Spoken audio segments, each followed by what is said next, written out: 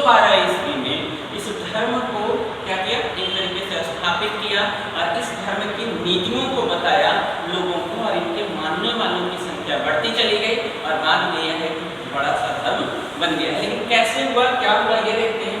तो समय देखेंगे तो कब से कब तक का है, 612 से 32 तक की का जो समय कहा जाता है वो इस्लाम धर्म का प्रचार का कहा जाता है।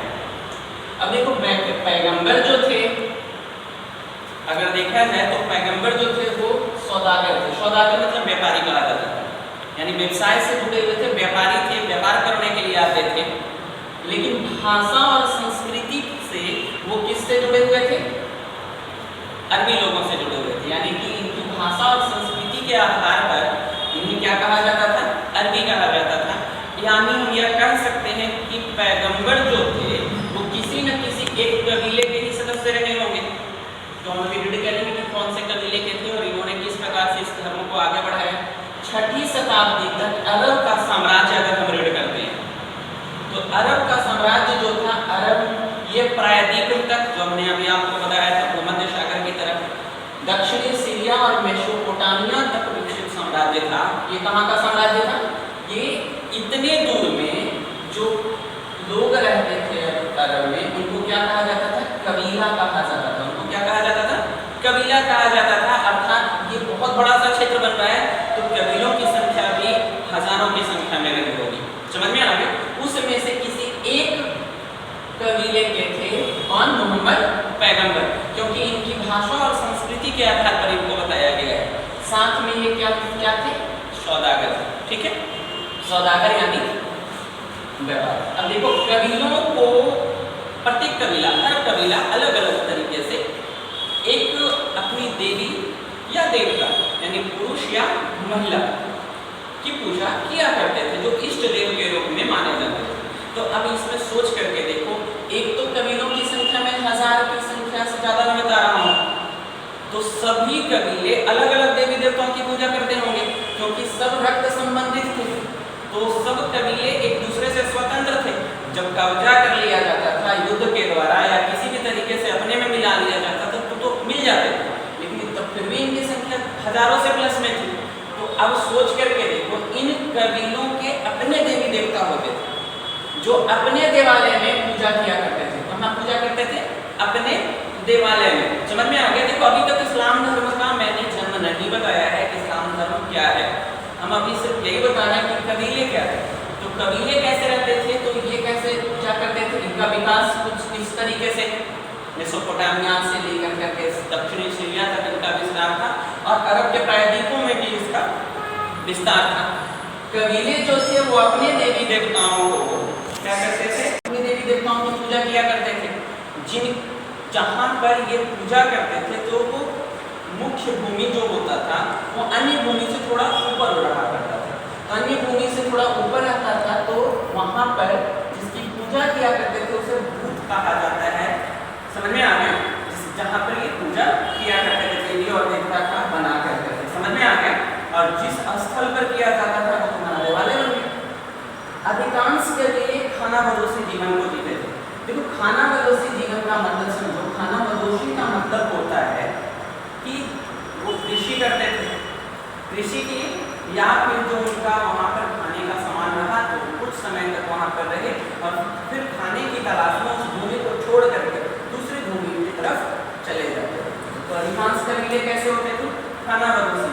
अब सोच करके देखो, क्या ये कबीले जब पूरे जगह को छोड़ते होंगे तो अपने भूतों को भी साथ में ले जाते होंगे? प्रश्न उठता है। तो कहा जाता है कि कभी कुछ ऐसे साक्ष्य मिलते हैं इतिहास में जहाँ पर भूतों को एक जगह से दूसरी जगह ले जाया करते थे या फिर घूम कर करके पुनः कुछ वर्षों के बाद वो उसी स्थान पर पहुँचते थे तो ये सत्यापित करते थे कि यह भूमि हमारी ही है और ये हम इस कबीले के हैं। किस आधार पर? भूतों के आधार पर। समझ में आ गया। या फिर खाना बदोशी जीवन में जीने के बाद भी अगर कहीं भी चले जाते थे तो वर्ष में एक बार कम से कम इन भूतों पर अपना इबादत करने आते थे, क्योंकि देवी देवता होते थे। समझ में आ गया। वर्ष में एक बार कम से कम आया करते थे।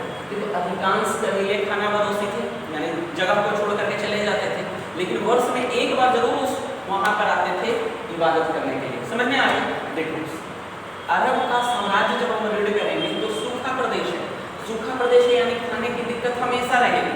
किन लोगों को, जो आदमी थे उनको भी दिक्कत हुआ, अरब वासियों को भी दिक्कत हुआ, और जो उन्होंने पाल रखा था, जो उनका सबसे इम्पोर्टेंट वाला जो जानवर था वो क्या था, ऊँट था, रेगिस्तान में चलने वाला जानवर। समझ में आ गया? खाना क्या रहा होगा? तो रेगिस्तान में सबसे ज़्यादा जो होता है फसल में, अगर देखें फसल ही कर दोगे एक तरीके से, खजूर बहुत ज़्यादा होता है। तो खजूर खाते थे, मुख्य खाद्य पदार्थ जो था वो खजूर था, और अक्सर अपने खाना और ऊँटों के खाना की तलाश में, पानी के तलाश में हरी भरी भूमि की तरफ भागते थे कि हमें कहीं पर जगह मिल जाए। तो उस भूमि को नखलिस्तान कहा जाता था। नखलिस्तान का मतलब होता है वैसी भूमि जो हरी भरी भूमि, अरबी भाषा है। समझ में आ गया? नखलिस्तान भूमि वह भूमि कहलाती थी जहाँ पर आसानी से इन अरब वासियों को, खाना बदोशी कबीलों को क्या मिल जाता था, पानी मिल जाता था, खाना मिल जाता था, साथ में उनके जानवरों के लिए भी वहाँ पर व्यवस्था हो जाया करता था। यहाँ तक समझ में आ गया? कोई दिक्कत है? ये देखो, फर्स्ट मैंने बताया क्या है, और सेकंड मैंने बताया क्या है, और थर्ड में मैं बताऊंगा कि इस्लाम धर्म का जन्म कैसे हो गया। ठीक है? इस्लाम धर्म का जन्म यानी इस्लाम धर्म का प्रचार कैसे हुआ है, कैसे पैगंबर ने इसको आगे बढ़ाया। पहला मैंने बताया कि अरब में विकसित यह साम्राज्य, यानी कि इस्लाम का जो उदय है वो कहाँ पर है, अरब में। अरब का समाज आखिर 570 से पहले भी तो कुछ होगा, तो 570 के पहले अगर हम देखते हैं तो कबीलों में बटा हुआ समाज था। अरब का समाज कैसा था? कबीलों में बटा हुआ समाज था, रक्त संबंध द्वारा जुड़े हुए लोग थे।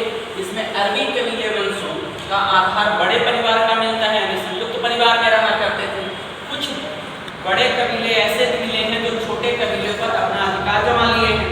कुछ कहा गया गैर मुस्लिम यानी गैर अरबी लोगों को क्या कहा गया था, गैर अरबी लोगों को मवाली कहा गया, और इन मवालियों को इस्लाम धर्म में जब मिला लिया गया तो इन्हें क्या कहा गया, स्वीकार कर लिया गया। तो ये थे गैर मुस्लिम यानी गैर इस्लामिक, लेकिन जब इन्होंने स्वीकार कर लिया तो इन्हें इबादत की स्वीकृति प्रदान कर दी गई।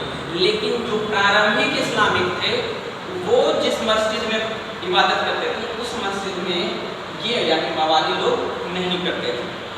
लिपि देखते हैं तो अरब की जो लिपि थी वो हिब्रू और अरबी से मेल खाया हुआ लिपि था, यानी अरामेइक की लिपि थी, भाषा थी अरामेई, जो एक हमारे भारत में भी एक ग्रेट किंग में अशोका को ने भी अपने शिलालेखों पर उपयोग किया है इस भाषा का, अरामेई का।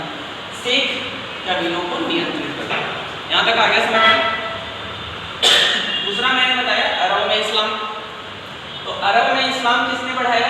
पैगंबर ने इस्लाम का प्रचार किया 612 से लेकर के 632 तक। अब थोड़ा सा समझते हैं कि अरब है क्या। तो सॉरी, ये मोहम्मद पैगंबर क्या थे? तो ये व्यापारी थे। भाषा और संस्कृति से ये कैसे थे? अरबी थे। अरबी कहने का मतलब क्या था? किसी कबीले से उनका संबंध रहा होगा। समझ में आ गया? नेक्स्ट मैंने बताया कि आखिर अरब का विकास कितने क्षेत्र में था?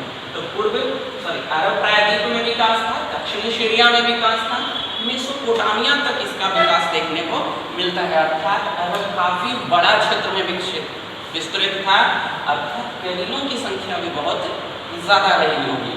कबीले, प्रत्येक कबीलों का अपना देवी देवता होता था, और जहाँ पर उस देवी देवता की पूजा करते थे उसे काबा कहा जाता था, और जहाँ पर ऊंचा स्थान बना करके जिस देवी देवता की पूजा होती थी उसे बुत कहे जाते थे।